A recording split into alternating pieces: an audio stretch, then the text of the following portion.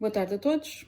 O meu nome é Ana Lourenço, sou técnica do Instituto Apoio à Criança e há uns meses atrás os meus colegas de Coimbra, juntamente com os diversos parceiros que estão a promover as celebrações de prevenção do mês dos maus-tratos, em abril, desafiaram-me a ir falar a Coimbra sobre a pobreza do tempo em relação ao direito a brincar.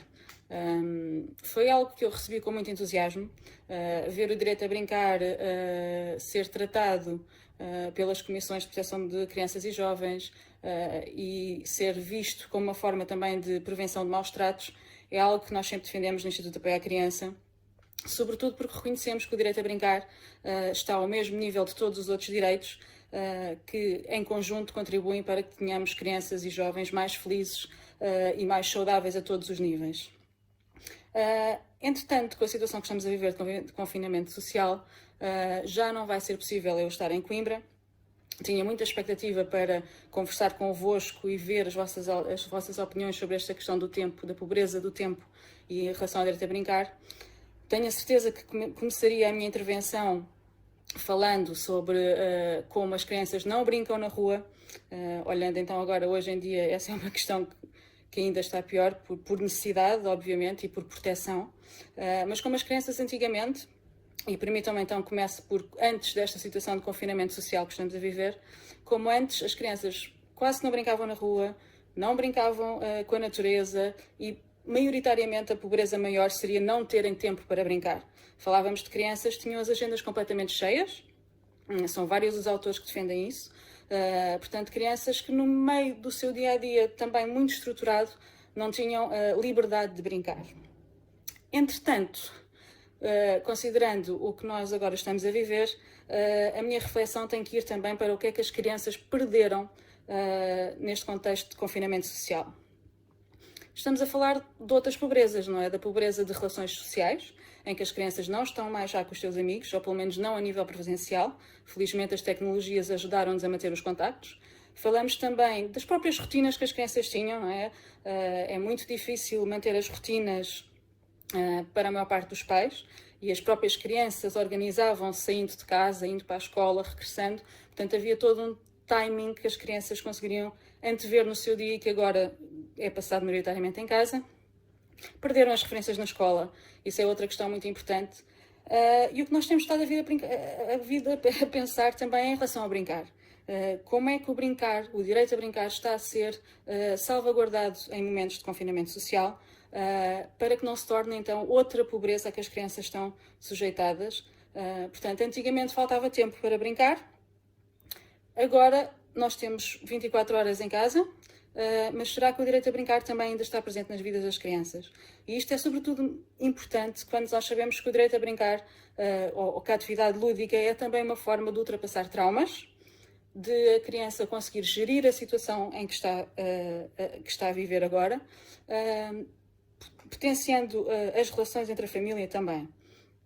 Portanto, eu vou partilhar um bocadinho também a minha experiência enquanto mãe e enquanto pessoa que está em confinamento social já há mais de um mês, com crianças pequenas, e dizer-vos que a sensação que eu tenho é que vivo num permanente contínuo de tempo. Ou seja, antigamente eu ia pôr os meus filhos à escola, despia um bocadinho o meu papel de mãe, ia trabalhar e vestia de técnica, tinha momentos de pausa e de quebra que me permitiam gerir estes papéis todos. Hoje em dia, e acredito que seja partilhado por mais pais e mais famílias, ao mesmo tempo que eu estou a gravar um vídeo para vocês para falar sobre o direito a brincar, passado 3 minutos vou estar a brincar com os meus filhos ou vou estar a fazer alguma tarefa doméstica ou dar apoio a um familiar. Portanto, estes tempos agora, estes nossos papéis misturam-se todos de uma forma que nós podemos ainda não estar a saber gerir, aumentando os níveis de stress, e não consigo deixar de pensar no irónico que é as crianças que com certeza sentiam a falta de estar com os pais e com as famílias ou outras pessoas de referência. Eles têm os pais em casa agora, conseguem vê-los e conseguem estar fisicamente com eles, mas provavelmente os pais, porque têm que trabalhar, têm que conseguir continuar o seu desempenho profissional, têm que dar apoio às próprias crianças a nível escolar, os pais podem não estar disponíveis e não ter capacidade de estar disponíveis para, por exemplo, brincarem com as crianças, darem atenção.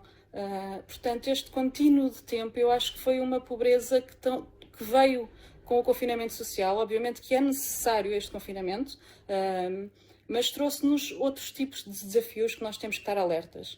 Nesse sentido, também temos estado a refletir o que é que nós poderemos fazer para minimizar um bocadinho esta situação que estamos a viver. E eu falaria de 3 palavras-chave em relação ao direito a brincar e às relações saudáveis em família. Portanto, a criança terá de ter ainda liberdade. A criança tem que ter momentos em que possa ela decidir ao que brincar, como interagir com os pais e com os irmãos ou com outros familiares através da atividade lúdica. Tenho muito receio que as crianças hoje em dia estejam a ser alvo de muitas propostas estruturadas, não é?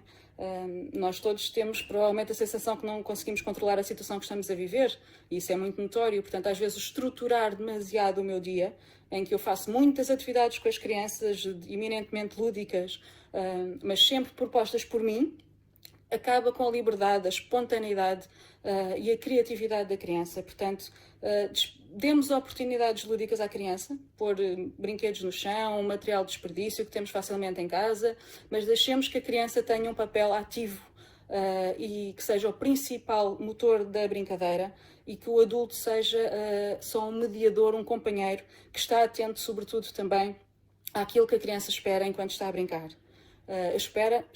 Desculpa. Em relação à segunda palavra-chave, eu diria que é a disponibilidade. E vem um bocadinho na sequência daquela questão que eu falei do tempo contínuo.